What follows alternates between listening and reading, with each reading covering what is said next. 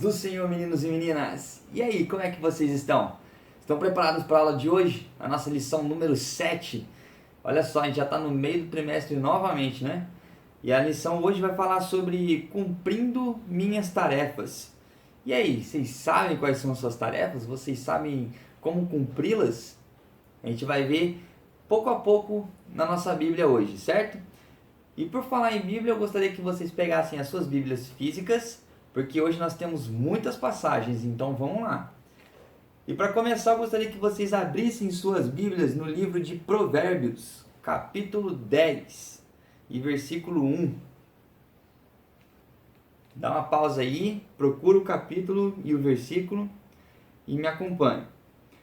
E a palavra de Deus vai dizer assim, Provérbios de Salomão: o filho sábio alegra a seu pai, mas o filho louco é a tristeza de sua mãe. Olha só, palavras fortes, hein?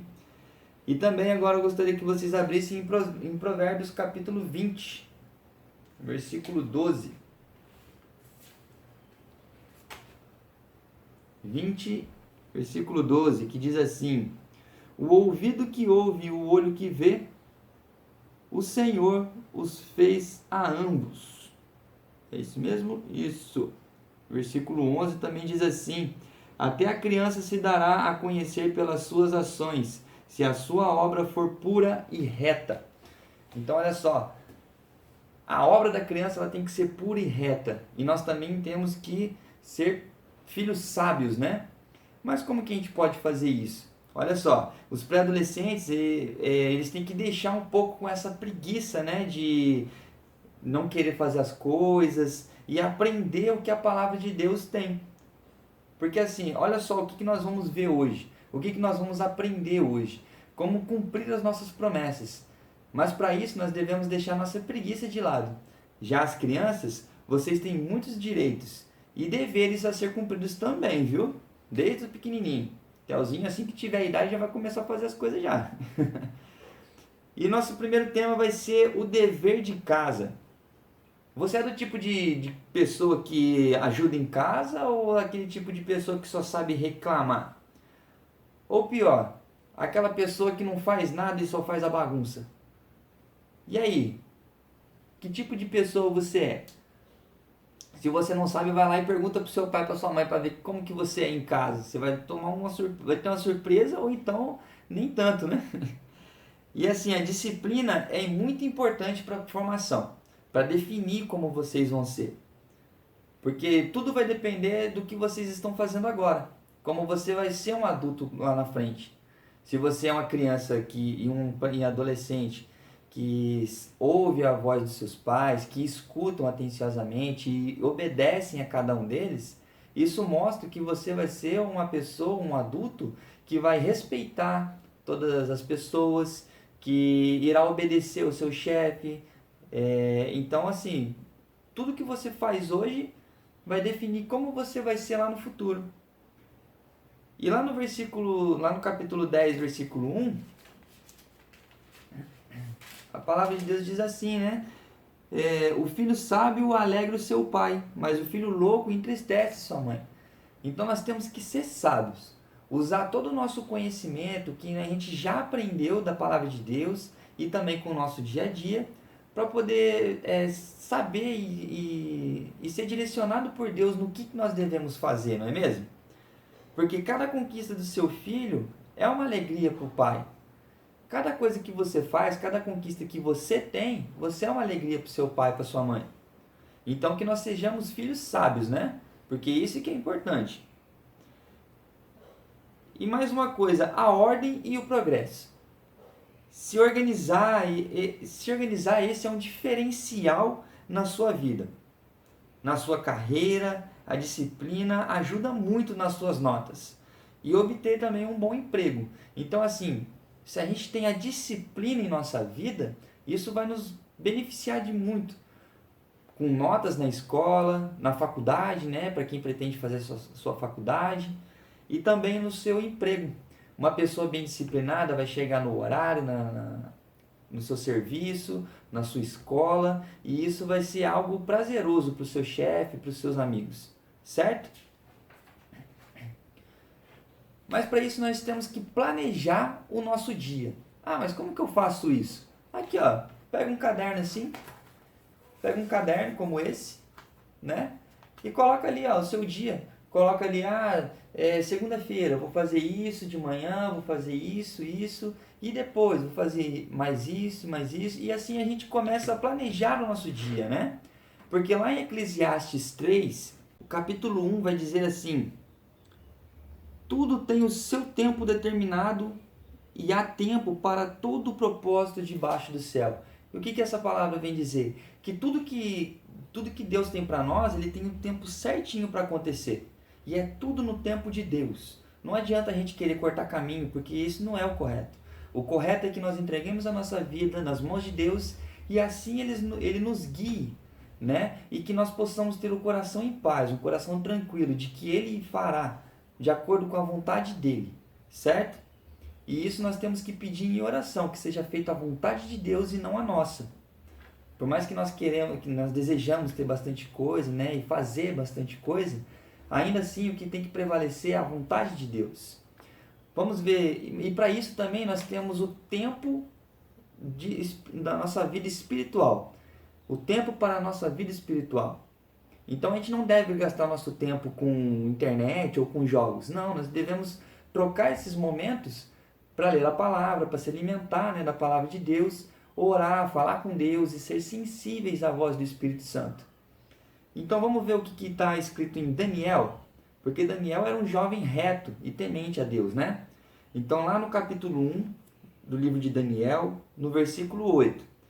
Se tiver muito rápido esses versículos para você, essas passagens, vai dando pausa no vídeo e vai acompanhando, por favor. Então diz a palavra: e Daniel assentou no seu coração não se contaminar com a porção do manjar do rei, nem com o vinho que ele bebia. Portanto, pediu ao chefe dos eunucos que lhe concedesse não se contaminar. Então, por Daniel ser temente a Deus, ser um jovem reto, né, que queria fazer a vontade de Deus, o que ele pediu? Para o chefe dos eunucos, que eram os serviçais, né, do rei, não ajudassem que ele não se contaminasse, né? Porque ele não queria aquele mundo, que ele via tudo aquilo de errado. E não era aquilo que Deus queria para a vida dele, certo? Então, como um jovem temente a Deus, desde a sua mocidade, ele já foi abençoado grandiosamente. Não é mesmo? É isso que nós vemos no livro de Daniel, que ele foi abençoado. E também nós temos tudo tem o seu devido lugar. Quando Deus criou, fez toda, né, o planeta Terra, que ele criou todas as coisas, se vocês pararem para ver, todas as coisas estão organizadas. Tudo tem o seu devido lugar. Na criação, nós vemos que Deus foi colocando todas as coisas, né, todos os animais no lugar certo, as árvores no lugar certo, as pessoas, né, foram colocadas no lugar certo, e tudo foi direcionando de acordo com a vontade de Deus, não é mesmo? Porque senão a gente não teria chegado aonde nós estamos hoje. E para a gente ver mais de perto isso, que cada coisa tem o seu devido tempo e seu devido lugar, eu gostaria que vocês abrissem lá em 1 Coríntios, capítulo 13, versículo 11, que vai dizer assim: quando eu era menino, falava como menino, sentia como menino, discorria como menino, mas logo que cheguei a ser homem, acabei com as coisas de menino. Então, quando nós somos meninos, nós fazemos coisas de meninos. Quando nós somos crianças, nós brincamos, nós nos divertimos, nós estudamos, não é mesmo? Na adolescência, nós também brincamos, mas de alguma forma diferente. Nós temos ciclos de amizades diferentes, né? Jeitos de falar diferentes, gírias, e também estudamos. Agora, na vida de adulto, nós deixamos de brincar como meninos. Agora nós brincamos apenas dando risadas, né? Nos divertimos de forma diferente. E agora, em vez de estudar, nós trabalhamos para poder pagar as nossas contas, né? E fazer as coisas de adulto. Não é isso mesmo? Então, quando nós tornamos homens e mulheres, nós deixamos de fazer coisas de meninos e meninas. Nós agora somos temos maturidade para fazer as coisas do jeito mais maduro, dizemos assim, mais adultos, né? E olha só, lá em Colossenses 3:20, nós vemos a submissão aos pais, né? Que nós devemos obedecer. Então, Colossenses capítulo 3, versículo 20, que diz assim: Vós, filhos, obedecei em tudo os vossos pais, porque isto é agradável ao Senhor. Então, você é criança, foi adolescente, é adolescente e será um adulto. Quando você for adulto, você com certeza terá os seus filhos, sua família, e aí você tem que ensinar a ele a obediência aos pais. Tudo que você está aprendendo agora, que você tem que obedecer aos seus pais, porque isso é agradável ao Senhor, assim diz a palavra de Deus. Então é isso que você tem que ensinar aos seus filhos. Então que nós possamos aprender a obedecer, para futuramente nós possamos ensinar aos nossos filhos que eles devem nos obedecer. Certo? E também nós temos aqui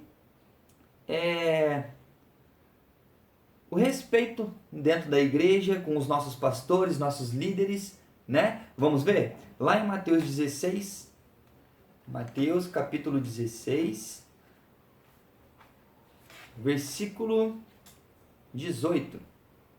Diz assim: Pois também eu te digo que tu és Pedro, e sobre esta pedra edificarei a minha igreja, e as portas do inferno não prevalecerão. Olha só, a igreja foi instituída por Deus, né? Então nós vemos que realmente todas as coisas foram colocadas no seu devido lugar, no seu devido tempo. Aqui está falando que está falando para Pedro, né? Digo que tu és Pedro, e sobre esta pedra edificarei a minha igreja, e as portas do inferno não prevalecerão contra ela. Olha só, palavras fortes que Deus falou para Pedro naquele momento, que ele edificaria a sua igreja ali. Porque quando nós edificamos na rocha, não há vento, não há nada que possa derrubá-lo, porque ela tem uma base sólida, uma base resistente, que nada pode derrubar. Não é mesmo? Então era isso que ele queria mostrar para Pedro. E lá em Efésios 4, versículo 11 e 12, nós vamos ver que a pessoa que não obedece o pastor, ele causa desordem na igreja. Lá em Efésios capítulo 4, versículo 11 e 12, que diz assim: E ele mesmo deu uns para apóstolos, e outros para profetas, e outros para evangelistas, e outros para pastores e doutores, querendo o aperfeiçoamento dos santos, para a obra do ministério, para a edificação do corpo de Cristo. O que é o corpo de Cristo? Nós já aprendemos o que é o corpo de Cristo. O corpo de Cristo somos todos nós, os membros da igreja. Não é mesmo? Os dons do Espírito Santo, cada obreiro, cada evangelista, cada um tem o seu devido lugar para que o corpo, a igreja, funcione.